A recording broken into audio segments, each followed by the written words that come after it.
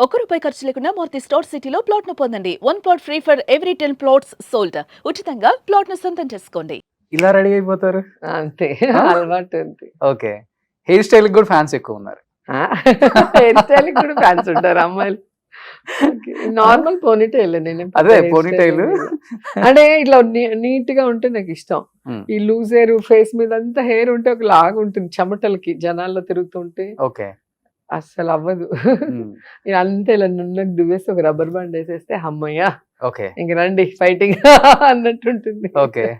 So ఇప్పుడు జ్యువెలరీకి fan ఉన్నారు, శారీస్ కి ఫ్యాన్ ఉన్నారు, హెయిర్ స్టైల్ కి ఫ్యాన్ ఉన్నారు, నా వాయిస్ కూడా చాలా మంది ఫ్యాన్ ఉన్నారు.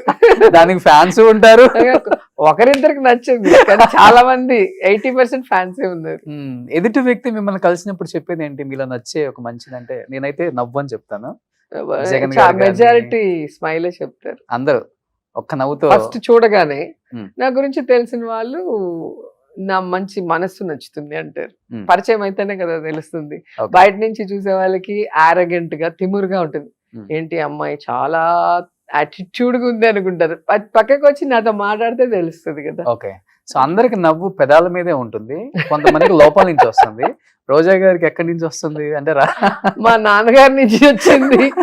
సేమ్ ప్రింట్ నేను మా డాడీ స్మైల్ నా స్మైల్. సో మా నాన్న ఇచ్చిన వరం అని చెప్పొచ్చు. ఓకే.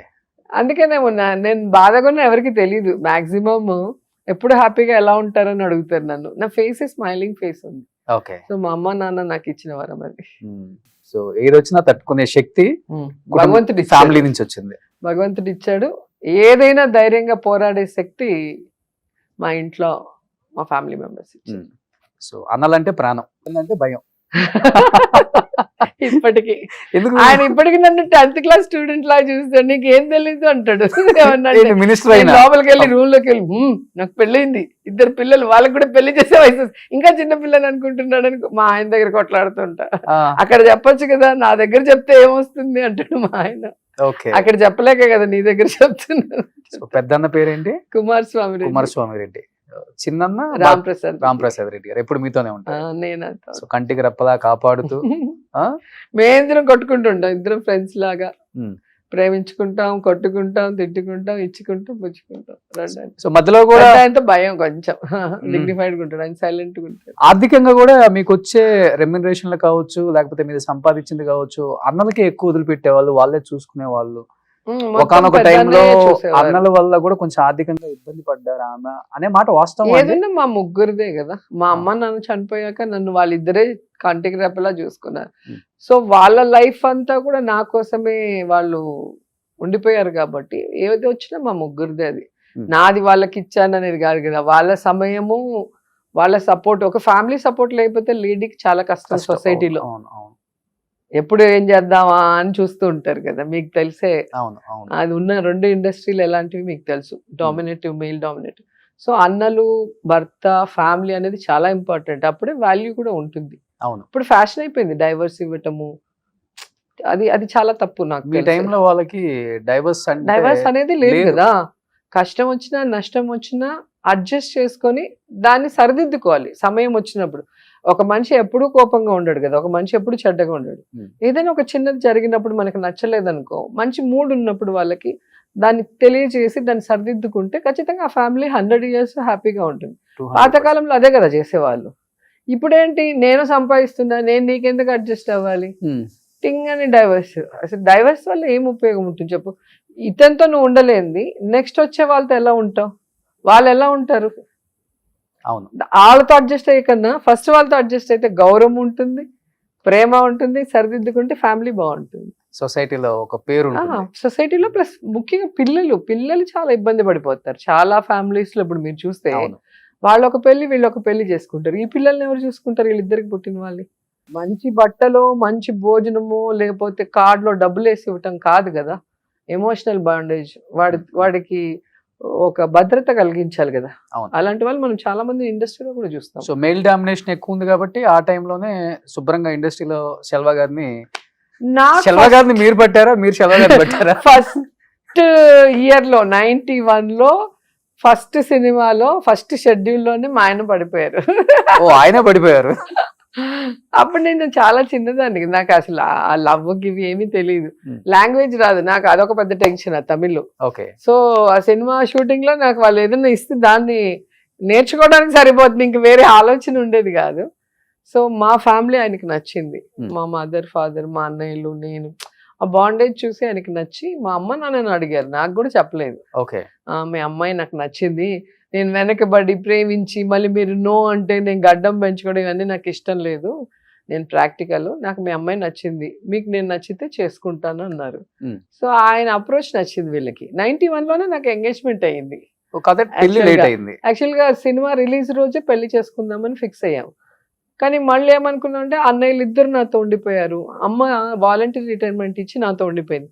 సో మనం సడన్ గా మన సెల్ఫిష్నెస్ తో వెళ్ళిపోతే వీళ్ళందరికీ ఇబ్బంది అవుతుంది, కాబట్టి ఒక సినిమా వాళ్ళకి మనం చేద్దాము, చేశాక మళ్ళీ పెళ్లి చేసుకుందాం అని చెప్పి సమరం స్టార్ట్ చేసాం. ఆ టైటిల్ ఏంటో కానీ నా లైఫే సమరం అయిపోయింది. యాక్సిడెంట్ల మీద యాక్సిడెంట్లు. నాకు తల యాక్సిడెంట్ అయింది, కాలు యాక్సిడెంట్ అయింది. ఓకే. సో చాలా రోజులు సినిమా 1 year అయిపోయింది కదా. సో అప్పులు అయిపోయి సెట్స్ అన్ని అట్లే ఉండిపోయినాయి కదా, తీయలేక వేయలేక. ఆ రిలీజ్ లోపల బాగా ఇబ్బంది అయింది. సో అవన్నీ క్లియర్ చేసుకొని అందరం సెటిల్ అయ్యే ముందుకి 2000 అయిపోయింది. 2002కి పెళ్లి చేసి 2002కి పెళ్లి. అవును. సో అన్ని ప్రాబ్లమ్ క్రాస్ చేసి 2002 హ్యాపీగా. బట్ 22 సంవత్సరాలు అయిందా పెళ్లి అయిపోయి? 22. సో 11 ఏళ్ళు లవ్, తర్వాత 22 ఏళ్ళ పెళ్లి, 33 years. 33 years. అందరూ అనుకుంటారు రోజా గారి వల్ల శెల్వా గారు భయపడతారు అని, కానీ కొంతమందికి మాత్రమే తెలుసు శెల్వా గారికే వీళ్ళు భయపడతారు. సైలెంట్ గా ఉండే వాళ్ళకి అందరూ భయపడతారు, గట్టిగా మాట్లాడే వాళ్ళకి ఎవరు భయపడతారు. ఎందుకంటే వీళ్ళు కొంతసేపు అరుస్తారు మళ్ళీ సైలెంట్ అయిపోతారు అని తెలుసు. కానీ సైలెంట్ ఉన్న వాళ్ళు ఏం చెప్పరు, నోట్తో కామ్గా ఇలా ఉంటారు, ఇలా అంటారు. పిల్లలు కూడా ఆయనకే భయపడతారు, నాకేం భయపడరు, ఫ్రెండ్స్ లాగా ఉంటారు నాతో, ఆయనకే భయపడతారు. అవును.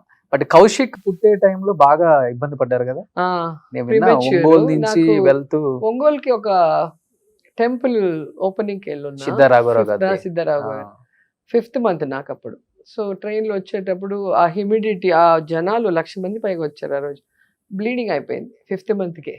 సో అలాగే హాస్పిటల్కి వచ్చి జాయిన్ అయ్యా. 2 months హాస్పిటల్లో అలాగే అయిన తర్వాత 7th month లో పుట్టాడు. చాలా టెన్షన్ 2 months నాకైతే, వాడు పుట్టేంత వరకు. అందుకే వాడంటే ఇంకా స్పెషల్ ప్రేమ. ఎక్కువ కేర్ తీసుకున్నా. ఇప్పుడు బాగున్నారు, 6 feet పైన ఉన్నాడు. ఓకే. ఇండస్ట్రీకి వచ్చే అవకాశం ఉందా ఏమన్నా? దేవుడు ఆశీస్సులు ఉంటే వాడికి ఇంట్రెస్ట్ వాడికి ఇంట్రెస్ట్ ఉంది, పాపకి ఇంట్రెస్ట్ లేదు. ఓకే. ఆమెకి చదువుకోవటం అంటే చాలా ఇష్టము. వీడికి డైరెక్షన్ ఆర్ హీరో ఏది సెట్ అయితే అది చేద్దాం అనుకుంటున్నాను. సో ఇంకా టైం ఉంది, అయితే చదువుకుంటున్నాడు, చిన్నోడు కదా. పాప ఒక స్టార్ హీరో ఇంటికి కోడలుగా వెళ్ళే అవకాశం ఉంది, ప్రపోజల్స్ వస్తుంది అనేది బయట టాక్. ఎవరమ్మా స్టార్ హీరో? ఏమో నాకెవరు రాలేదమ్మా ఇంతవరకు, ఎవరు నా చెవిలోకి అయితే రాలా. ఓకే. పాప మీద చాలా వస్తాయి, హీరోయిన్ గా చేస్తుంది, హీరో యాక్టింగ్ కోసం డాన్స్ కోసం ఫారెన్ కి వెళ్ళింది, యూఎస్ కి వెళ్ళింది చదువుకోవటానికి. తనకి సైంటిస్ట్ అవ్వాలని ఇష్టము.